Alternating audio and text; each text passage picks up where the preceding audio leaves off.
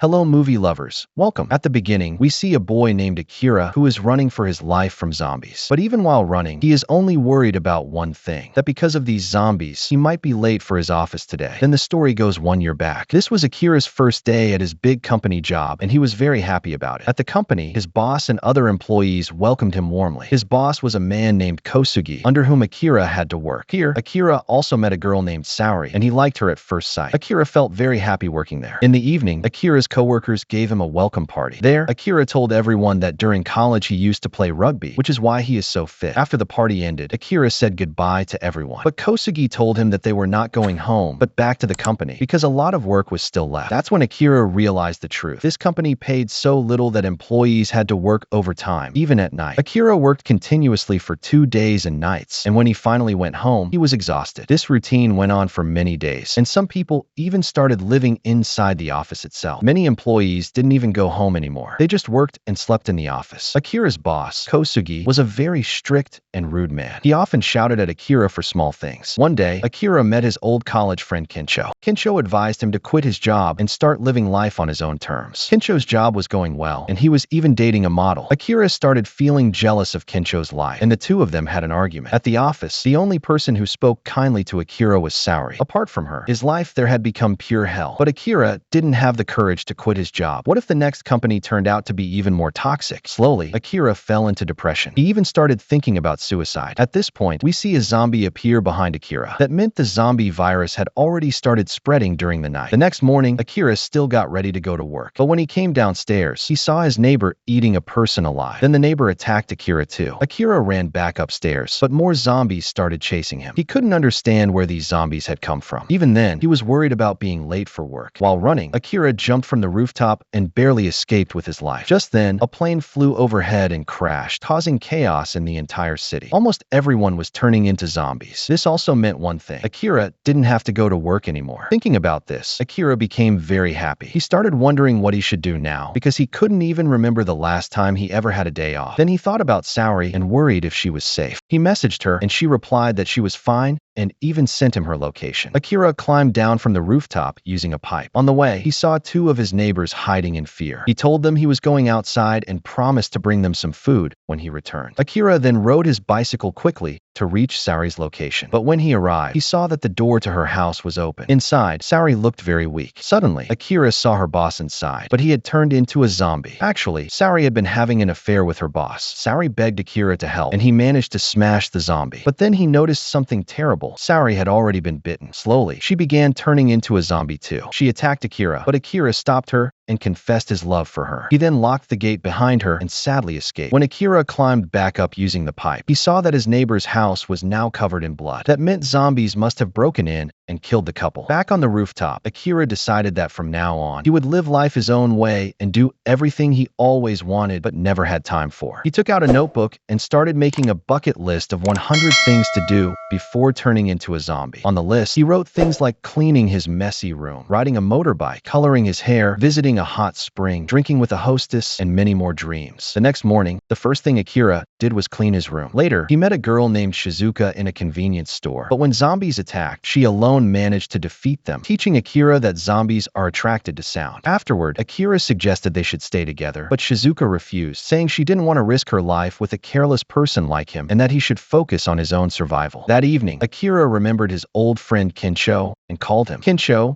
who was hiding in a love hotel, didn't believe Akira would really come for him. But Akira set out on his motorbike anyway, and despite facing many zombies on the way, he didn't stop. Near the hotel, he used a Bluetooth speaker to distract the zombies with sound and then reached Kensho. The first thing he did was apologize, admitting he had been jealous of Kensho's life, and that was the reason for their fight earlier. Kensho wanted to say something to Akira, but the zombies came back, so the two of them ran up to the hotel rooftop and locked the zombies inside. After escaping, they went to a 5-star hotel and threw a big party. There, Kensho found Akira's bucket list and teased him because he had only written 12 things so far. But then he encouraged Akira, telling him that now nothing could stop them from doing whatever they wanted. Hearing this, Akira added another item to the list. Since childhood, he had dreamed of becoming a superhero who could save people's lives. The next day, the two saw on their phones that the virus had spread all over Tokyo, and they realized they needed to get out of the city quickly. But Akira insisted on going to the aquarium first because there was a special protective suit there, so strong that even a shark couldn't bite through it. If he could get that suit, zombies wouldn't be able to harm him either. Before heading there, they stopped at a store to gather food supplies. Outside the store, Akira saw a camper van, which reminded him that traveling was also on his bucket list. Just then, a bus accident happened nearby. The bus was full of people trying to escape Tokyo. Akira rushed to help and pulled some survivors into the store for safety. Among them were two girls, a bus driver, and surprisingly, Shizuka. The group explained that they were on their way to a safe zone where zombies could not reach, and they invited Akira and Kincho to come along. The safe place was called Marine Aquarium, which had millions of fish inside, so there would be no shortage of food. It was also the same place where Akira wanted to go to get the special protective suit. However, the bus driver who had joined them was secretly bitten by a zombie, but did not tell anyone. While Shizuka went to check the other doors, Akira discovered that the two girls were actually hostesses, the kind of women he had written about on his bucket list, wanting to drink with them. During the drinking session, Kincho got a little too close to the girls and left with them, which Akira didn't like. He instead went to talk with Shizuka, who explained to him that they shouldn't take the situation lightly and must always stay cautious. At that moment, the bus driver turned into a zombie and attacked, forcing Akira and Shizuka to run away. Meanwhile, Kincho was having fun with the two girls, but the zombie appeared there too and bit both of girls. Now the three zombies cornered Shizuka, but Akira and Kincho rushed back just in time, fought them off, and saved her. To distract the zombies, Akira, Kincho, and Shizuka made noise and quickly escaped from the store. They got into the RV, and this time Shizuka agreed to travel with them. After some discussion, Akira suggested that the three of them should always stay together, and since they were heading toward the aquarium anyway, they could drop Shizuka there. She agreed, and along the way they enjoyed many fun adventures together, doing yoga on a surfboard, paragliding, having a campfire in the forest, and even bathing in a hot spring. After spending this time with them, Shizuka no longer wanted to part ways. A few days later, they finally reached the aquarium, but on the road someone had laid down traps. Their RV's tire burst, causing an accident, and Akira was knocked unconscious. When he woke up, he saw his old boss, Kosugi, standing in front of him. At first, Akira thought he was dreaming, but it was real. Kosugi had come here earlier for an ad shoot, and when the zombie pandemic began, he turned the place into his new base. He had made the aquarium just like his company, forcing anyone who sought shelter there to work endlessly in exchange for food and safety. Since the aquarium was full of fish, food was never a problem. Akira also discovered that his neighbors, who he thought were dead, were alive and trapped here as workers too. Even Shizuka had been forced to work like a servant. Kosugi further explained that they used zombies for security. He had locked dozens of zombies at the main gate so that no outsider could even think about stealing food. And whenever his men had to go outside to gather supplies, they used microphones to lure zombies away. Kosugi explained his system. By luring zombies to the side with sound, their supply trucks could safely enter. Then he threatened Akira, saying that if he didn't start working for him again, his friends would be thrown outside to be eaten by zombies. For the sake of his friends, Akira once again became Kosugi's slave. Kincho didn't like this at all, especially since the workers were given very little food, while Kosugi and his men enjoyed delicious meals. When Kincho grew angry, Akira's neighbor begged him to stay quiet, saying that otherwise everyone, including his pregnant wife, would be thrown out. Reluctantly, Kincho calmed down. The next day, a mistake happened. One zombie managed to get inside a supply truck. At the same time, Akira's neighbor secretly led Shizuka and Kincho to the parking area, telling them they could escape with any car they chose. But as soon as the truck entered the aquarium, the hidden zombie jumped out and attacked, causing panic. In the chaos, many other zombies broke free and flooded into the aquarium, where even a shark ended up eating one of them. In the middle of this disaster, Shizuka and Kincho begged Akira to stop living as a slave and come with them to continue his bucket list. Akira finally had a realization. He refused to be Kosugi's servant any longer, declaring that he would rather turn into a zombie than live that kind of life. Just then, zombies broke into their room as well. Kosugi pushed his own men forward as bait and tried to run away. Meanwhile, Akira and Kincho guided the other survivors into a safe room. But then Akira remembered Kosugi was still outside. At the aquarium, a zombie shark suddenly comes out of the water. At first, everyone thinks it can't do anything on land. But then, the arms and legs of the people it had eaten start coming out of its body, and the shark begins to walk, making the scene even scarier. Everyone Everyone quickly runs back into the safe room, but Kosugi is left outside. Akira goes out again to save him, this time wearing the protective suit they came here to find. A huge fight begins with the zombies and the shark. Shizuka then throws 2 running mixers into the water. The noise distracts the zombies, and they jump in, but the shark is still alive. So Shizuka makes a plan. If someone holds a battery in their hand and punches the shark on the nose, it will die because that spot is very sensitive. After some more chaos, Akira finally punches the shark right on the nose while holding the small battery. Electricity spreads through the shark's whole body and it dies on the spot. Everyone quickly leaves the place. On the way, Akira, Kinsho, and Shizuka talk about their dreams again. Kinsho writes that he wants to become a comedian, while Shizuka writes that she wants to be a doctor. Together, the 3 of them set out on a new journey. And that's how the movie ends. So what did you think of the movie? Let me know in the comments. I'll see you soon with another new recap.